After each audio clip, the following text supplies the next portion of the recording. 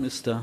Milovac, President, Ministers, State Secretaries, colleagues from the Diplomatic Corps, Chairman of the EU Integration Committee of Skupština, anti-corruption experts from Montenegro and from several countries, and a special welcome to my fellow countryman, Mr. Detlef Kreuzer, International Consultant for Anti-Corruption and Security Issues, representing the German Foundation for International Legal Cooperation, the IRZ, which is one of the partners of this conference.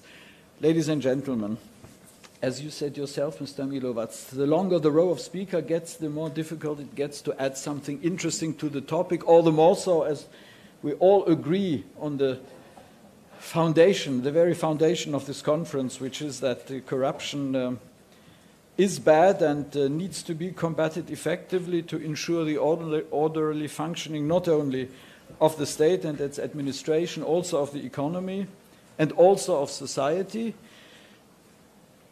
And basically, two of the three things have already been said, and I will just repeat them. On the one hand, definitely, corruption is never part of the folklore, so to speak, of any country, and certainly not of this region, which also means that it is neither acceptable as part of a folklore, so to speak, nor that it could not be fought against effectively. It can. And therefore, your work and also the work of this conference is very important. And the second is that whenever it comes to, I would say, human rights-related issues, quality and care is important. It's not about quick fixes. And the third thing I wanted to say relates to that. It has not yet been mentioned. It is not even on the panel, but according to the invitation I received, the subtitle of this conference is about unexplained assets and lifestyles as key early indicators of high-level corruption. And honestly speaking, for me, this raised some questions, because as a former human rights person, I'm used to holding all human rights in high esteem, including the right to privacy, the right to own property, and the fundamental principles of innocent until proven guilty, and that it is not the accused who must prove his innocence, but the accuser who must prove the guilt. And indeed, I believe that there is a risk of populist misinterpretation of the approach that this, according to the subtitle conference, will discuss.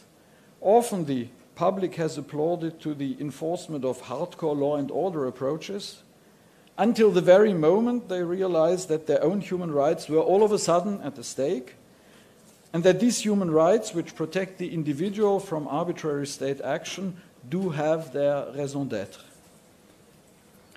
And needless to emphasize that when the EU and its member states call for an even more effective fight against corruption, we do not have public and highly publicized arrest action in mind, but solid, well-reasoned final court verdicts based on high-quality evidence, that is, real justice being done.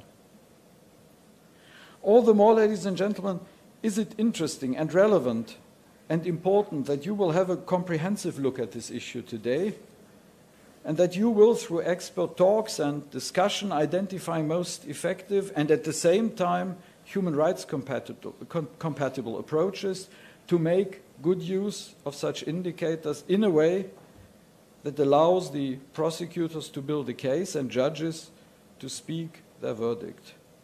As always, I will not have the opportunity to follow the proceedings of this conference because my next appointment, as of some others here on the panel, is already in less than an hour, but I trust that the expert from Germany, Mr. Kreuzer, with whom I briefly discussed the topic prior to the conference, will have important and useful contributions to make. With this, I would like to come to the end of my remarks, but not without having congratulated the Montenegrin authorities and the justice system on the substantial progress you have achieved, as also testified by the EU progress report in the fight against corruption, and also congratulating the vibrant Montenegrin civil society. And I think your relentless activism, if I may call it in that way, has definitely been a motivating and encouraging and sometimes pushing impact on the state in its endeavor to act against corruption and its detrimental effects effectively. Thank you.